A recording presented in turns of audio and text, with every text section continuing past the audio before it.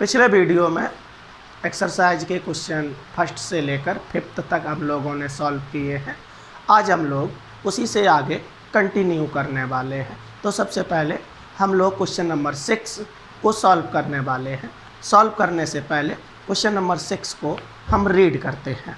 4 point charges are located at the corners of a square ABCD of side 10 centimeter. What is the force on a charge of 1 microcoulomb placed at the center of the square? Question को read किया।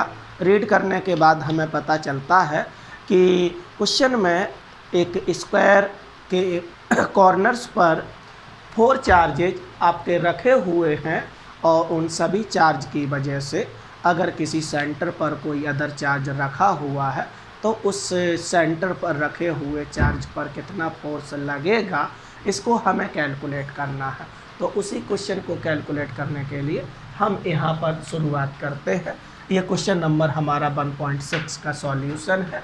Question number 6 के according यहाँ मैंने सबसे पहले एक square को draw किया। स्क्वायर को ड्रॉ करने के बाद में उसको नाम भी दे दिया ABCD। स्क्वायर में 4 कॉर्नर्स होते हैं और हर कॉर्नर पर क्वेश्चन के अकॉर्डिंग जो चार्ज रखा हुआ है उसका magnitude QA, QB, QC and QD है।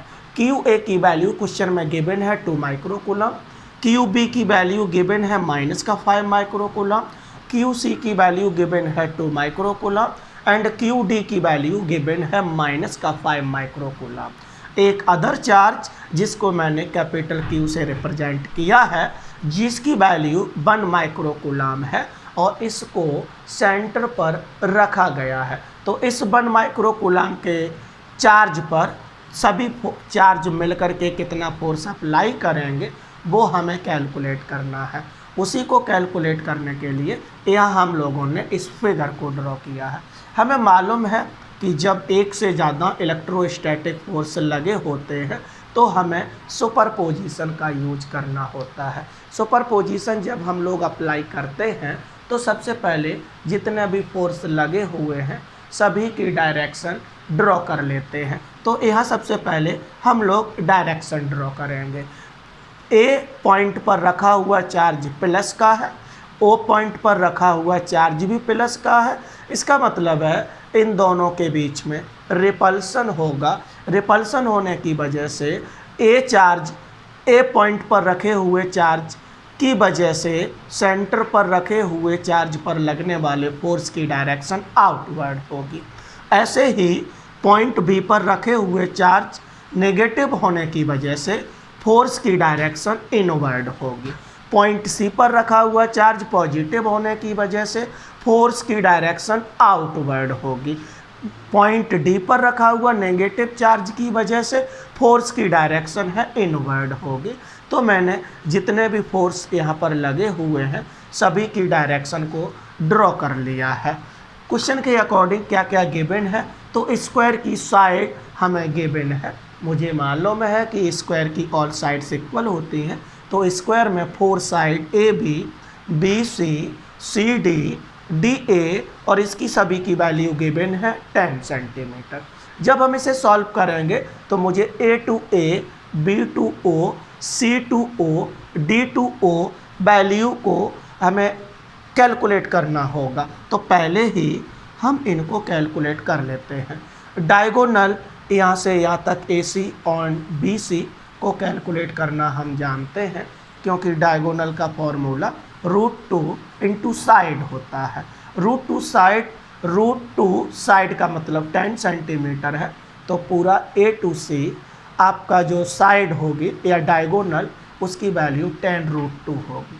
A to O AC का हाफ होगा, इसीलिए मैंने हाफ करने पर पता चलता है कि AO, BO, CO और DO की वैल्यू 5√2 है।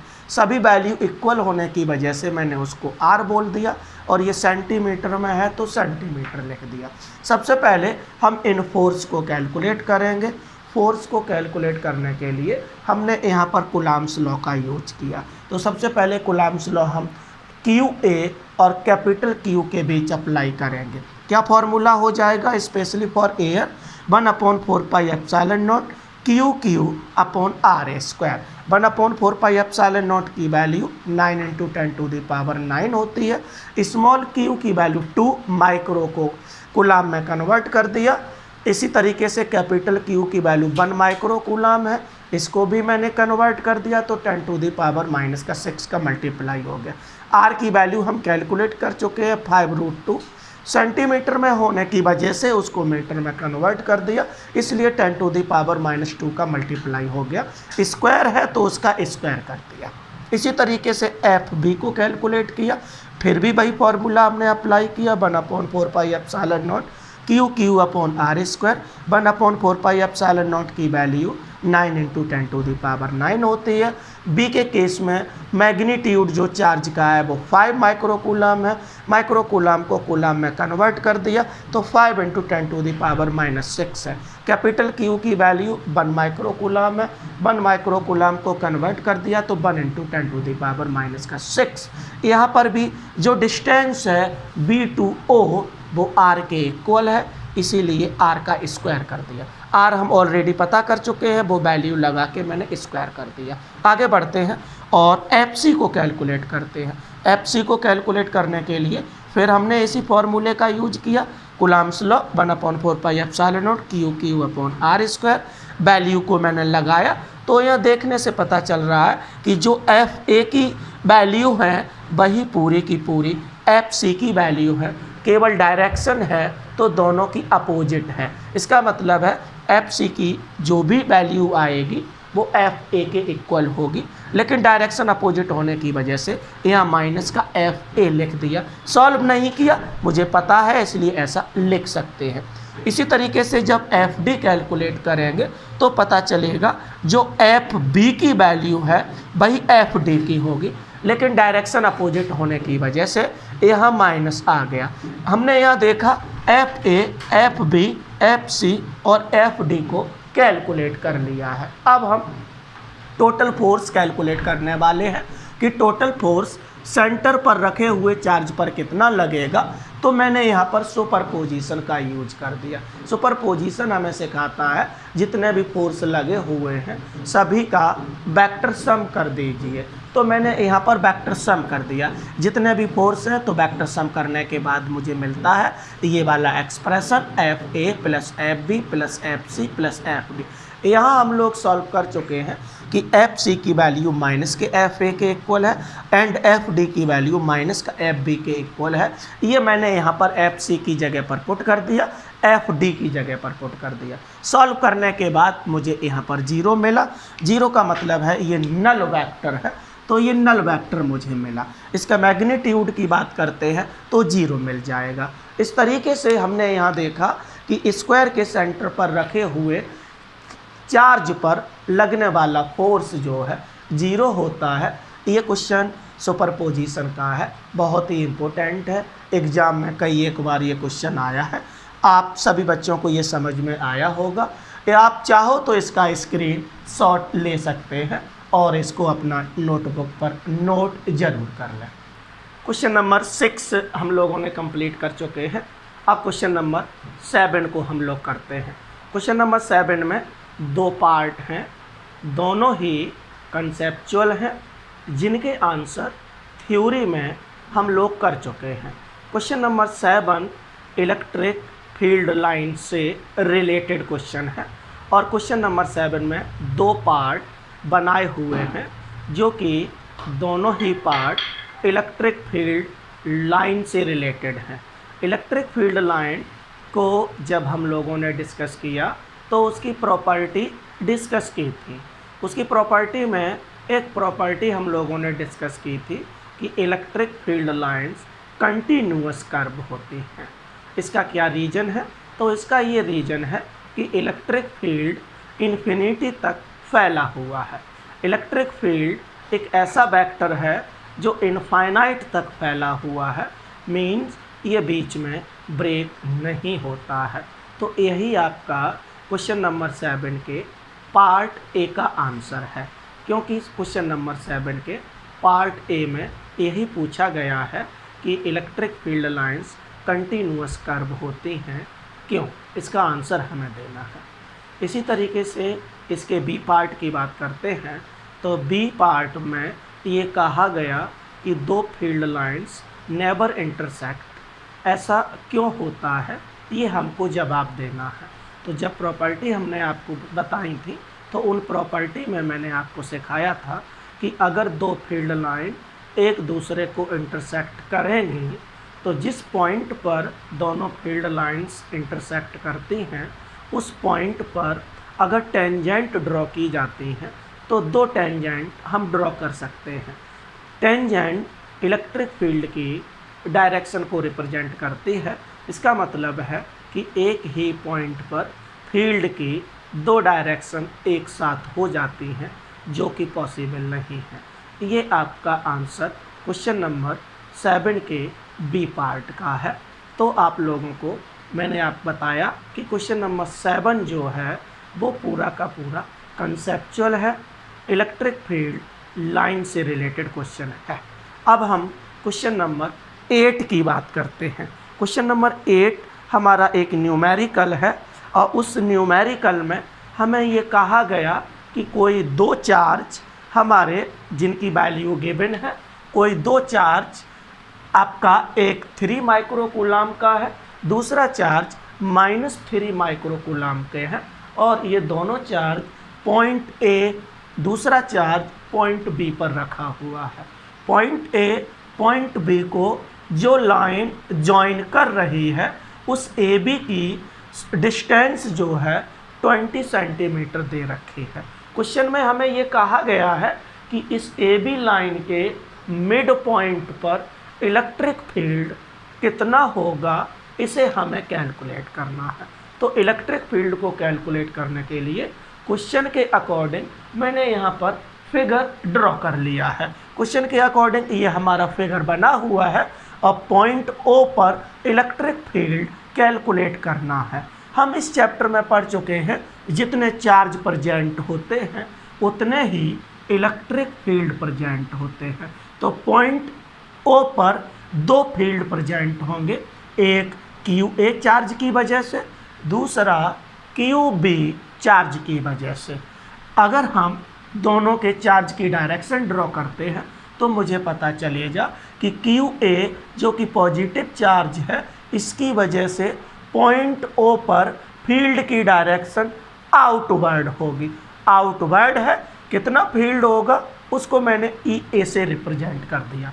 इसी तरीके से पॉइंट बी पर रखे हुए क्यू बी चार्ज जिसकी वैल्यू -3 माइक्रोकूलाम है, इसकी वजह से पॉइंट ओ पर इलेक्ट्रिक फील्ड ई बी जिसको मैंने सपोज किया है उसकी डायरेक्शन इनवर्ड होगी। तो यहाँ पर पॉइंट ओ पर दो फील्ड हैं, एक को मैंने ई ए से रिप्रेजेंट किया है, दूसरे को ई बी से रिप्रेजेंट किया। तो सबसे पहले हम ई ए और ई बी को कैलकुलेट करेंगे, बाद में टोटल निकालने के लिए सुपरपोजिशन प्रिंसिपल का यूज कर देंगे। तो ई ए हम कैलकुलेट करते हैं तो मुझे मालूम है कि सिंगल चार्ज की वजह से इलेक्ट्रिक फील्ड 1/4πε0 Q/r² होता है। उसी फॉर्मूले का मैंने यहाँ यूज किया।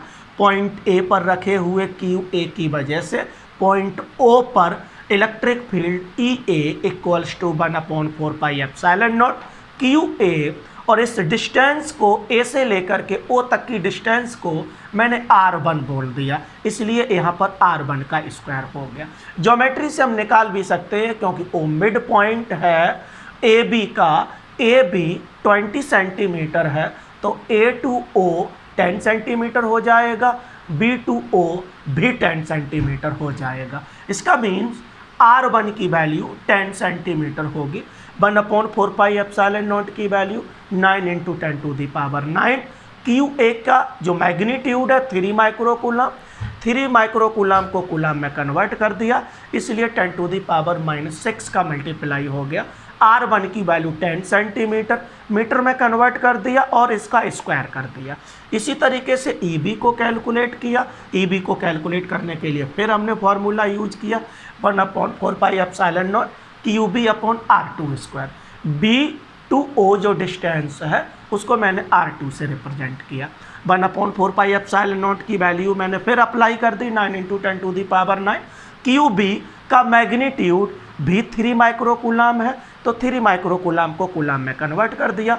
R2 जो डिस्टेंस BO है जो कि 10 सेंटीमीटर के इक्वल है, वो मैंने यहाँ पर अप्लाई कर दिया। दोनों को अगर देखते हैं तो जितना EA की वैल्यू होगी उतनी ही EB की वैल्यू होगी। अब हम टोटल फील्ड निकालने वाले हैं क्योंकि EA और EB दोनों को कैलकुलेट कर लिया। तो टोटल फील्ड निकालने के लिए मैंने यहाँ लिख दिया कि the total field at mid point O will be by using principle of superposition vector E equals to vector EA plus vector EB। कहने का मतलब जितने भी फील्ड है सभी का वेक्टर सम करना है। दोनों की एक ही डायरेक्शन होने की वजह से जब टोटल फील्ड का मैग्नीट्यूड निकालेंगे तो दोनों का सम हो जाएगा। दोनों का सम कर दिया। जैसा कि मैंने बताया कि EA और EB दोनों की वैल्यू एक ही है, इसी वजह से मैंने EB की जगह पर EA लिख दिया। सॉल्व किया तो EA प्लस EA 2EA के इक्वल हो गया।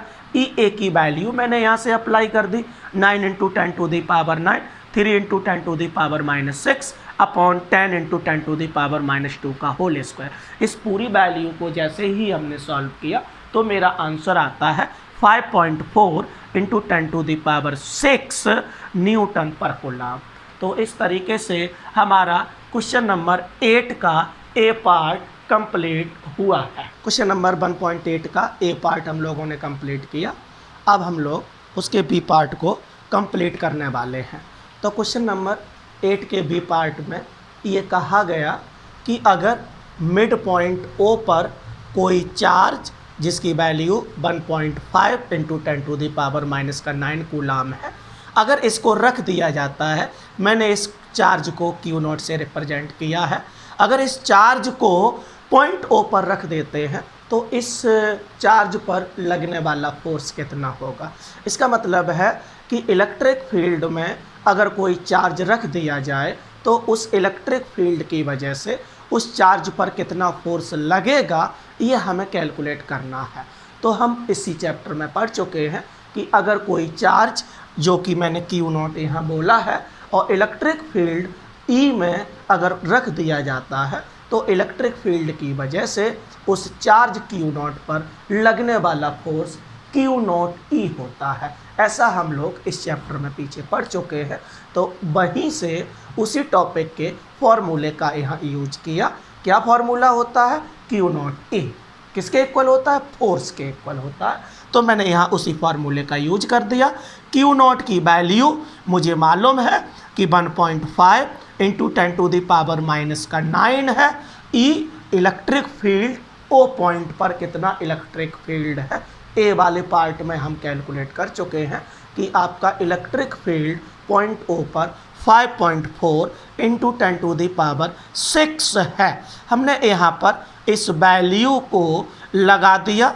वैल्यू को लगाने के बाद में हमने जैसे ही सॉल्व किया तो हमें पता चलता है कि पॉइंट O पर रखे हुए चार्ज पर लगने वाला फोर्स जो है वो 8.1 × 10⁻³ न्यूटन आता है। तो ये जो बी पार्ट है आपका इस क्वेश्चन का बहुत ही इम्पोर्टेंट पार्ट है बेटा, क्योंकि ये वाला पार्ट आपका ये सिखाता है कि अगर कोई भी चार्ज इलेक्ट्रिक फील्ड में रखा हुआ हो तो उस पर कितना फोर्स लगेगा। क्वेश्चन नंबर 8 के 2 पार्ट थे, दोनों हम लोगों ने कंप्लीट किए हैं। अब क्वेश्चन नंबर 9 को करते हैं। तो क्वेश्चन नंबर 9 में जैसा कि हम जानते हैं कि यहाँ पर मैंने उसको सॉल्व करने के लिए फिगर का यूज किया गया है। क्वेश्चन 9 में हमें ये कहा गया है कि कोई 2 चार्ज कोऑर्डिनेट एक के लिए 0,0 माइनस का 15 सेंटीमीटर, दूसरे चार्ज के लिए कोऑर्डिनेट 0,0 प्लस का 15 सेंटीमीटर है।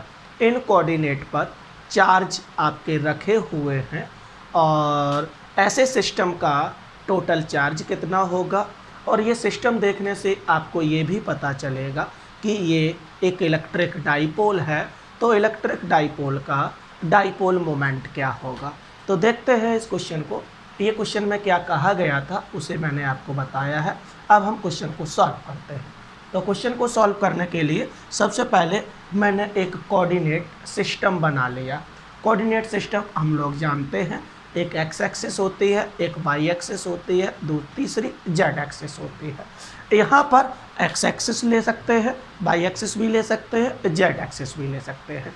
इस राइट साइड में पॉजिटिव एक्सिस होता है, लेफ्ट साइड में नेगेटिव एक्सिस होता है।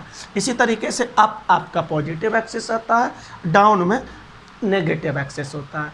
यहाँ कोऑर्डिनेट को देखने से हमें पता चल रहा है कि मेरे पास ओनली जेड एक्सिस की वैल्यू गिवन है, एक्स और वाई दोनों की वैल्यू 0 है।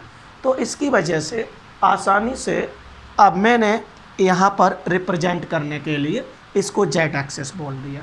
वैसे हम इसको वाई एक्सिस भी बोल सकते हैं, लेकिन अगर जेड एक्सिस हम इसको वाई बोल देते तो जेड एक्सिस इस तरीके से बोर्ड के आउटवर्ड होता, जिसको ड्रॉ करना पॉसिबल नहीं है। इसकी वजह से मैंने इसको जेड एक्सिस बोल दिया। मुझे केवल जेड एक्सिस की ज़रूरत है, बाकी का एक्स एक्सिस या वाई एक्सिस की कोई भी ज़रूरत नहीं है। अब हम इसको सॉल्व करते हैं। क्वेश्चन में हमें कहा गया है कि इस तरीके से ये चार्ज रखे हुए हैं, तो इनका टोटल चार्ज कितना होगा, ये ए वाले पार्ट में कहा गया है।